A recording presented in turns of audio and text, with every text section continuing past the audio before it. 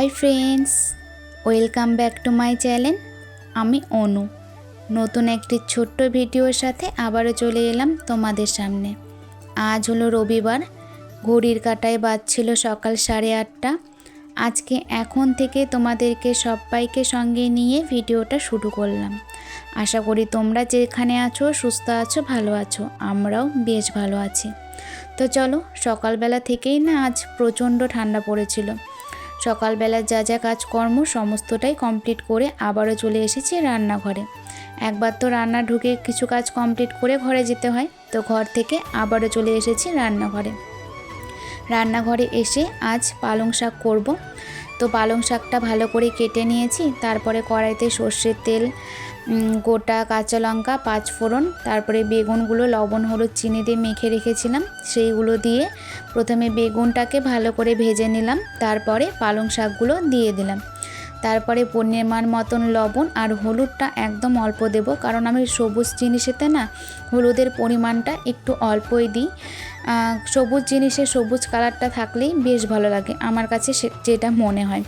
আমি দেখো যে কোনো শাকে আমি কিন্তু হলুদটা একদম অল্প দিই। তো চলো, শাকটাকে ভালো করে নাড়াচাড়া করে নিতেই দেখো একদম অল্প হয়ে গেছে। শাক জিনিসটাই এমন, কড়াইতে যখন দেবে তখন মনে হবে কতটা, তারপরে নাড়তে চাড়তে একদম আর অল্প মানে নেই।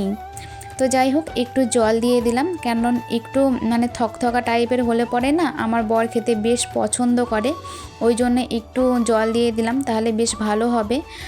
আর এখানেও দেখো ছেলের জন্য সমস্ত সবজি ভেজে ওর জন্য পালং শাক একটু দেব।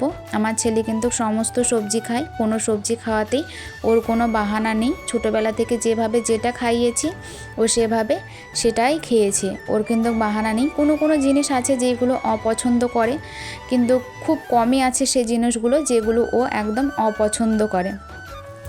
তো যাই হোক, এখানে দেখো শাকটা আমার কমপ্লিট হয়ে গেছে। পালং শাকের মধ্যে বড়ি দিলে না আরও দুর্দান্ত টেস্ট লাগে, কিন্তু বড়িটা আমার ঘরে নেই বললেই চলে।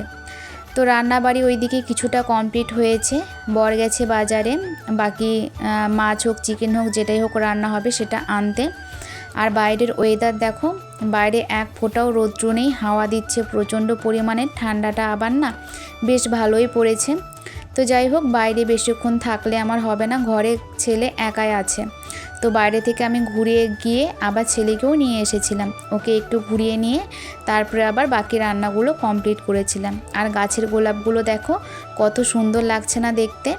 এই গোলাপটা না আগে সাদা কালারের হতো, এখন দেখছি গোলাপি কালারের হয়, আবার কোনোগুলো আবার সাদা কালারই হয়।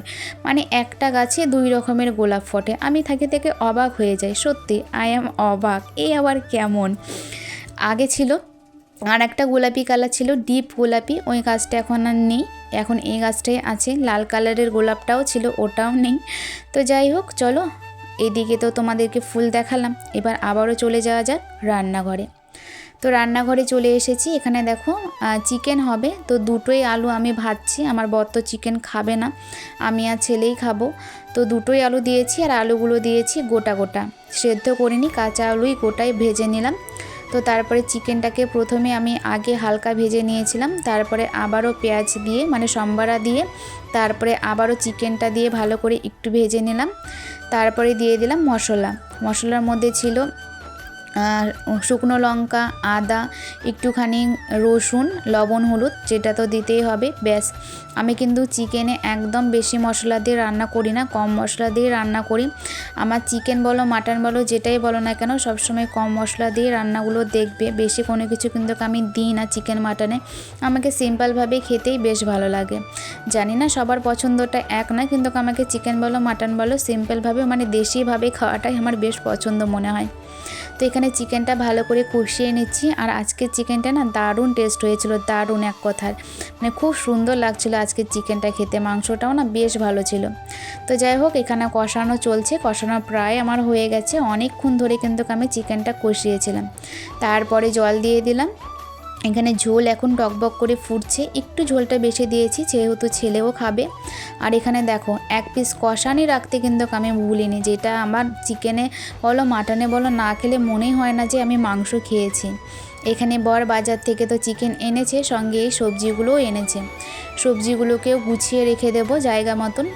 ধনেপাতা এনেছিল, মটরশুঁটি, টমেটো, বাঁধাকপি, বিনস, পেঁয়াজকলি, এই সমস্ত কিছুই এনেছিল সবজির মধ্যে। তো সমস্ত কিছুই আমি গুছিয়ে রেখে দিলাম। আর এইদিকে দেখো চিকেনটা প্রায় আমার হয়েই গেছে, আর একটু হলেই হয়ে যাবে, টকবক করে ফুটছে। প্রায় চিকেনটা আমার হয়েই গেছে। আর আলুগুলো প্রথমে ভেবেছিলাম হয়তো সেদ্ধ হবে না, কিন্তু আলুগুলোও না বেশ ভালো সেদ্ধ হয়ে গেছিলো, কারণ কষানোর সময় কষানো থেকেই আমি আলুগুলো দিয়েছিলাম, ওই জন্য বেশ সেদ্ধ হয়ে গেছিলো। তো চলো, চিকেন তো আমার প্রায় হয়েই গেল। তো এখানে দেখো চিকেনের ফাইনাল লুক, একদম রেডি খাওয়ার জন্য। দেখে বলো কেমন হয়েছে। খেতে কিন্তু দুর্দান্ত টেস্ট হয়েছিল।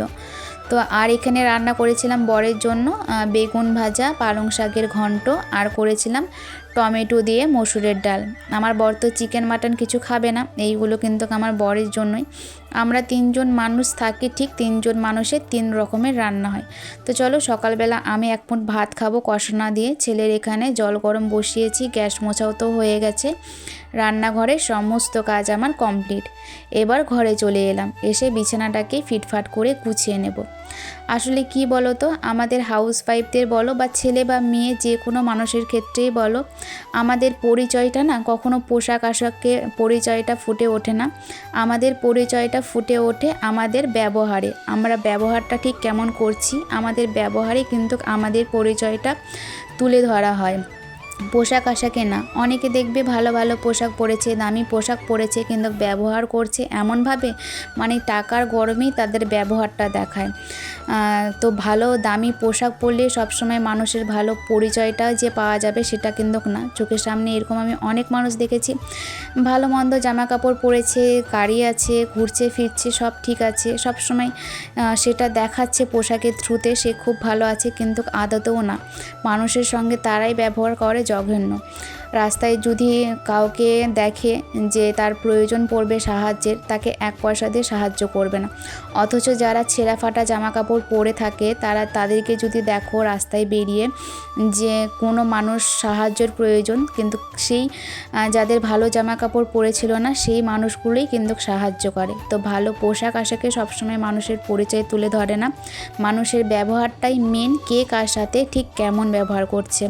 পোশাক আশাকে কি আজ ভালো পড়ছে, কাল নাও ভালো থাকতে পারে, কিন্তু মানুষের ব্যবহারটাই আসল। তো চলো, তোমাদেরকে একটু বেশি জ্ঞানের কথা বললাম। আসলে চোখের সামনে এমন কিছু ঘটনা ঘটে না, তো সেইগুলো তোমাদেরকে ছোট্ট একটু ভিডিওর মাধ্যমে তুলে ধরার চেষ্টা করি। তো এখানে ছেলেকে চুল কাটিয়ে আনা হয়েছে, ওর পাপা আজকে চুল কাটাতে নিয়ে গেছিলো। তো কেমন লাগছিল ছেলেকে চুল কেটে জানিও। তো স্নান করে উঠে কেক খেলাম, তারপরে অনেকক্ষণ বাদেই আবারও বসে পড়েছি ভাত খেতে। কুলের টক কিন্তু আমার আছে, আর চিকেন ছিল, তেমনভাবে কিছু আর নিইনি। তো চলো ভাতটা খেয়ে নেব, খেয়ে নিয়ে আবারও আসছি পরে। তো তারপরে আবারও আসছি তোমাদের সামনে বিকেলবেলা 4টার সময়। ওর পাপা বাইরে তো গেছিলো, তো শিব মন্দিরেও গেছিলো, ওখান থেকে এনেছে কেক। তো এই কেকটা এনেছে, তোমরা তো জানোই যে আমার ছেলে কেক খেতে ভীষণ ভালোবাসে। শুধু ছেলে না, আমরা 3 জনই কেক খেতে ভীষণ ভালোবাসি। তো কেকটা এনেছে, কেকটা খাবো। আমি এখন খাবো না, এখন ছেলের পাপা খাবে, আমি এখন খাবো না। আর দেখো এখানে আমি কেকটা খুলছি, আর দেখো এই 2 জন চামচ নিয়ে রেডি হয়ে বসে আছে কেক খাওয়ার জন্য, মানে এতটাই কেক পাগল, তাহলে ভাবো। তো চলো এদের বাবা ছেলেকে কেক খেতে দিই। তোমরা ভিডিওতে সঙ্গে সঙ্গে লাইক কমেন্ট করো, পাশে থেকো, আমিও তোমাদের পাশে থাকার চেষ্টা করব। তো আজকের জন্য এতটুকুই, বাই বাই।